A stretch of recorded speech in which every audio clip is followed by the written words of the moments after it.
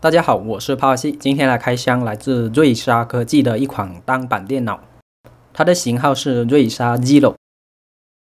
可以看到它的体积也是非常的小的，就放在这么小的一个包装盒里面。这台机器呢，它的外形跟树莓派 Zero 也是很相似的，但是它这款呢，它的针脚已经是焊接好了，而且它的配置更高，能干的事情更多。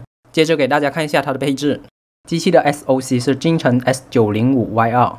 支持 H.265 和 BP9 的 4K 解码，也拥有 WiFi 和蓝牙，所以这台机器也是可以用来当电视盒子的。待会我也会进行视频播放方面的测试，但是它不仅仅只是能够当电视盒子啊，它也可以刷其他的 Linux 系统的，所以待会也会进行几个 Linux 发行版的演示。那么它上面还有这个40平的针脚，那么通过这个我们应该也是可以连接一些模块来进行一些研究的。那么这方面我还没有去尝试，只能等以后再来看看了。上面有两个 Type-C 口，一个是 USB 2.0 主要用来供电，一个是 USB 3.0 可以用来连接 USB Hub。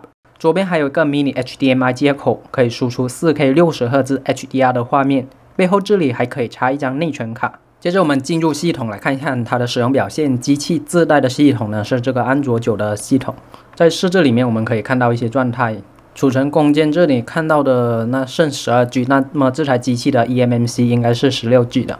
这里呢打开 i.64 来看一下它的信息，但是它这里呢显示是2G 内存，但是后来我通过 Linux 查看呢，它好像4G 运行内存才对的，这里可能是显示错了。这里看到它的处理器呢是4核的 A53， 那么这个是什么水平呢？其实它跟 N1 好像就是差不多的。然后它的温度这里我发现好像在这个一直都是显示42度这样，好像基本就没有变化过。反正我后来的观察的话，发现一直都是42度。接着打开另外一个检测的 APP 叫隐秘参数，那么在这里显示它是2G 内存，还有16G 的储存。那么它自带也没有这个播放器，所以我这里呢使用 Kodi 来进行这个视频方面的测试。先来看一段 4K 的测试片，那么这里测试的结果发现就是这个画面是一卡一卡的，大家仔细看应该能看出来，它是一卡一卡的，很奇怪。这个码率也不是很高，只有50兆，但是它这个画面为什么会一卡一卡的呢？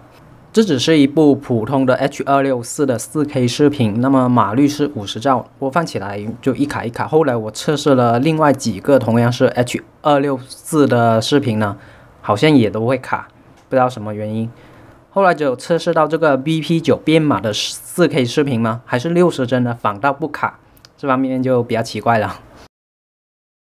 那么之后呢，我装了一个单倍市场，然后在这里面呢就可以下载其他的 APP 嘛。这里下载一个爱奇艺 TV 版来试一下。简单的测试一下呢，可以正常的使用，也可以播放视频吧，这方面就没什么问题。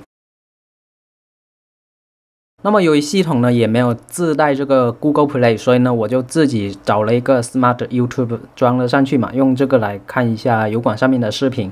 那么在这里呢，我发现用这个 Smart YouTube 的话，这里显示最高画质好像只有 1080p 了。那么来看一下这个油管上面 1080p 的这个视频，特别喜欢它这个可乐的视频，就是能够把这个可乐拍得这么好。接着来测试一下网速，那么这里的网速呢是通过 5G WiFi 连接的，那么这里测出来就是这个测速只有跑到100多而已。再来进行局域网的测速，那么这里的测速就可以跑到接近300左右啊，这个是搭建在 NAS 里面的测速应用。那么这台机器能不能连接这个有线网线呢？答案是可以的，它可以通过这个 USB Hub 来连接。之前我以为需要去买那个 Type-C 的 Hub， 但是并不用，我只需要用这个转接头，直接这样插上去就可以使用它这里转接出来的 USB Hub， 然后通过一个 USB 网口呢插在上面就可以了。那么通过这样连接呢，我们进入设置就可以看到这里显示为有线网络，只要我们把 WiFi 关掉就可以直接使用这个有线网络了。接着我们打开这个浏览器来看一下它测速结果怎么样。那么这里我测试出来的结果呢，就是会快了一点点。刚才的话用 WiFi 的话就是300左右，现在可以跑到350左右，那就快了这么一点点。那我觉得是完全没有必要去转接一个网口出来的。那么对于它原生的这个安卓系统呢，就讲到这里吧。其实它的论坛上面呢也有提供其他的这些信息，然后主要就是下面这里有提供好几个这个 Linux 发行版可以供我们下载使用。那么这里呢有一个 Twist OS， 那么这个就是有带桌面版的，然后还有个 EmuElec， 这是用来玩游戏的。下面这一个呢我没有尝试启动成功，所以就不讲了。那么想要启动这些系统呢，也很方便。我们把这些固件呢下载之后，把它烧入到内存卡中，然后呢把内存卡插到这后面就可以了。接着通电开机就可以进入内存卡里面的系统。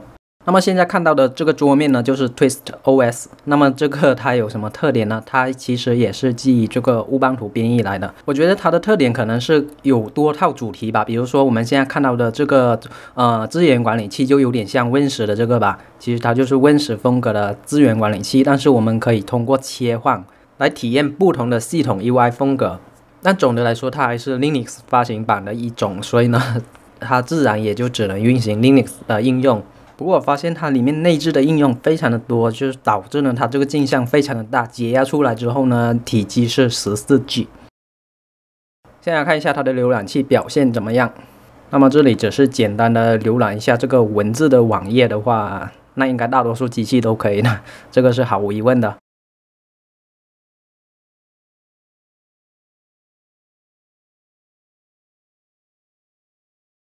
里面有内置这个 LibreOffice， 所以在这里呢也可以进行这个简单的打字什么的。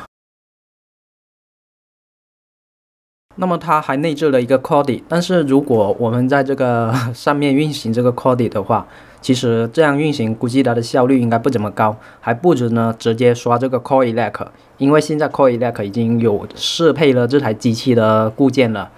所以如果专门要播放这个 Kodi 的话，还是刷那个 CoreElec 可能比较适合。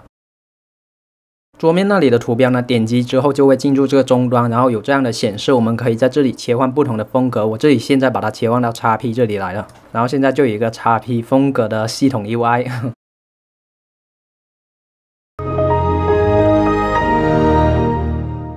现在把它切换到二边这个风格，那么这个就跟刚才有很大的区别了。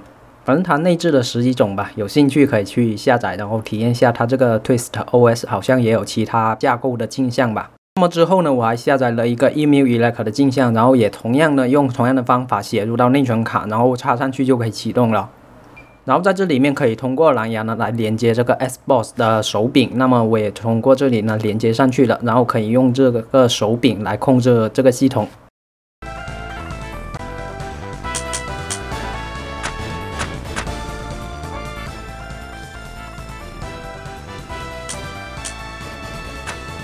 最后谈一下我对这台机器的看法，我个人是非常喜欢这台机器这么小巧的外形，并且还有不算很差的配置。同时我从论坛上看，好像也有挺多开发者喜欢它的，还主动为这台机器适配固件。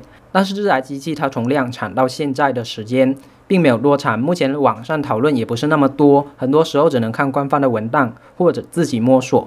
我自己这段时间也折腾了不少，成功的把 eMMC 里的系统拆除掉。